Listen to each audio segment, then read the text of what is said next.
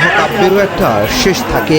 উপন্যাসের শেষ পাতাটাও একদিন উল্টাতে হয়। ফুটবল নামক যে সবুজ ক্যানভাসে গত 2 দশক ধরে এক জাদুকর তার পায়ের তুলি দিয়ে কবিতা লিখছেন, সেই ক্যানভাস আজ যেন একটু বেশি মলিন।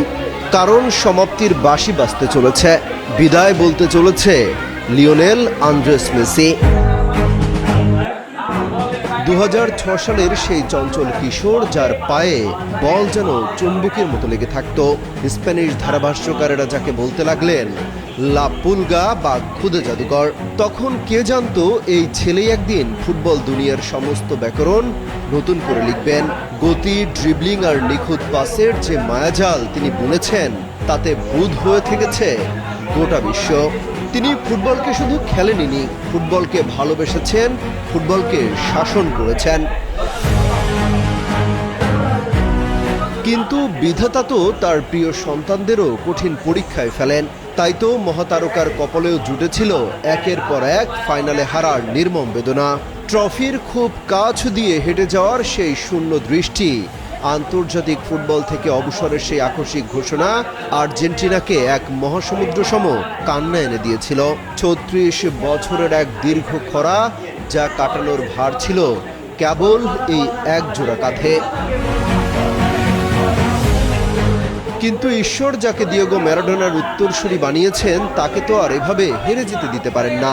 2022 সালের কাতার মরুভূমির বুকে রচিত হলো শতাব্দীর সবচেয়ে বড় রূপকথা। সমস্ত বাধা, সমস্ত সমালোচনা আর বয়সের দেয়াল ভেঙে লিওনেল মেসি আর্জেন্টিনাকে এনে দিলেন সেই অরাধ্য সোনালী ট্রফি। 36 বছরের হাহাকার রূপ নিল মহাসুখের কান্নায়। ফুটবল যেন তার শ্রেষ্ঠ সন্তানকে ঋণমুক্ত করল। ইতিহাসের শ্রেষ্ঠতম ফুটবলার, রেকর্ড 8বারের ব্যালন ডি'অর জয়ী, সব বিশেষণই আজ তার নামের পাশে বড্ড ছোট দেখায়। তিনি রেকর্ডের পেছনে ছোটেন না, রেকর্ড বরং তার পেছনে ছোটে। আজ ক্যারিয়ারের গধূলি লগ্নে দাঁড়িয়ে যখন তিনি শেষবারের মতো বিশ্বমঞ্চ কাঁপিয়ে বিদায়ের প্রস্তুতি নিচ্ছেন, তখন কোটি ভক্তের বুক চিরে একটাই দীর্ঘশ্বাস বেরোচ্ছে, লিও, আরেকটু সময় কি থাকা যেত না?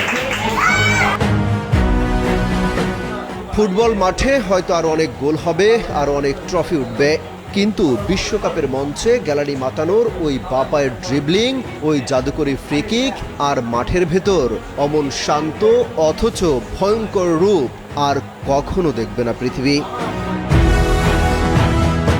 Amit Hasan Robin, Jugantor sports. Argentina, l'albiceleste